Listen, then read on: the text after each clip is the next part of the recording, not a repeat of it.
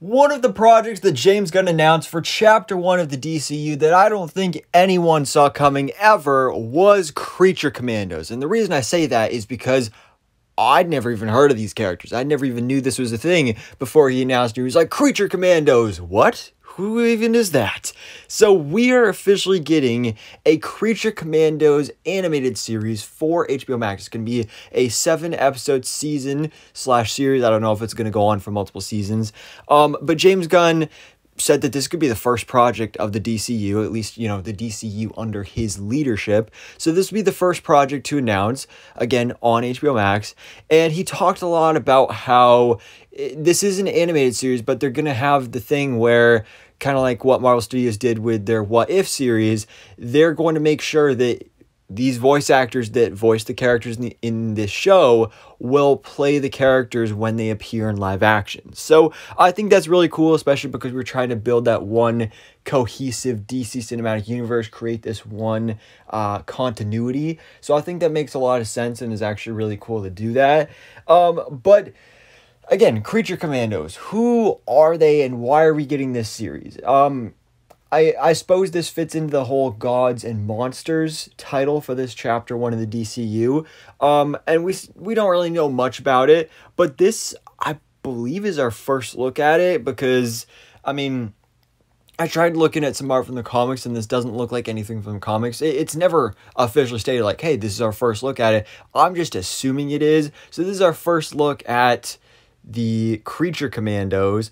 And the interesting thing about this is when, you know, after James Gunn made his announcements, you know, Warner Brothers and DC, on their social media, they put out posts about like, hey, get ready and get excited for this series and this movie and blah, blah, blah. And when they put out a post about Creature Commandos, they said, Creature Commandos, a 7-episode series written by James Gunn about Amanda Waller assembling a co-ops team of these monstrous outcasts or something like that. So interesting that we are tying in the Suicide Squad and Amanda Waller here, because we are, of course, getting that Amanda Waller HBO Max series as well, Waller. So that's really exciting. But she is going to be the one that actually assembles this team. So I'm assuming that Viola Davis is going to appear in animated form, and she's going to do the voice and do all that. So that's exciting. But this is where it kind of gets me thinking, like, why?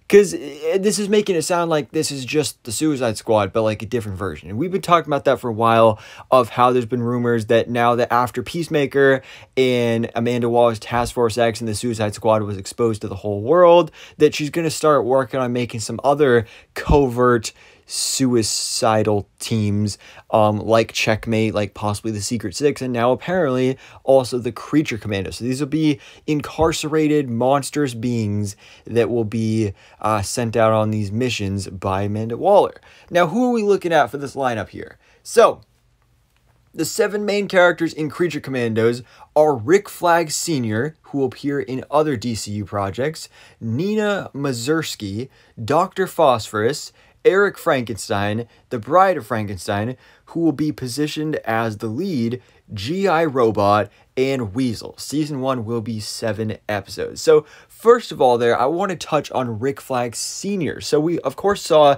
Joel Kinnaman play Rick Flag in both the 2016 Suicide Squad movie and James Gunn's 2021 The Suicide Squad, which, of course, that movie featured his death at the hands of Peacemaker. One of my favorite parts of the movie, that fight scene was so cool, especially with the reflection in the helmet.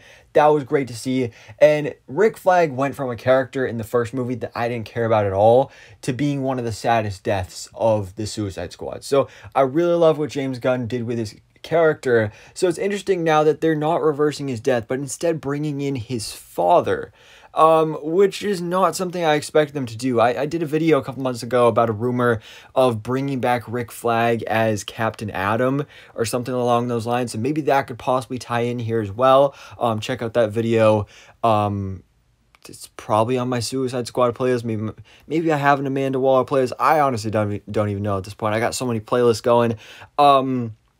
But the fact that it specifically mentioned that this Rick Flag Sr. is going to appear in live action is quite interesting to note also. The only other character here that I recognize from the names is Dr. Phosphorus. He's a really cool Batman villain who, like, he's basically a walking skeleton. on fire.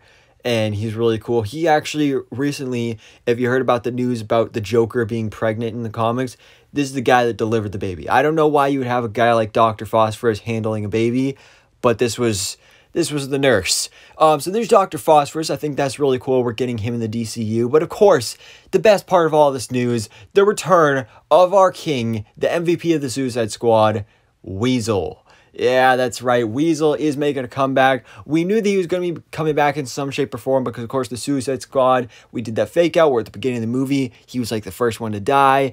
And then second post-credit scene, one of the post-credit scenes revealed, oh, wait, he's alive. So he escaped and he's all good. And so he's going to be recruited again by Amanda Waller to be a member of the Creature Commandos. And of course, James Gunn's brother, Sean Gunn, is the one that did the motion capture for this character and played Weasel. So I'm assuming he's going to be returning for that role as well.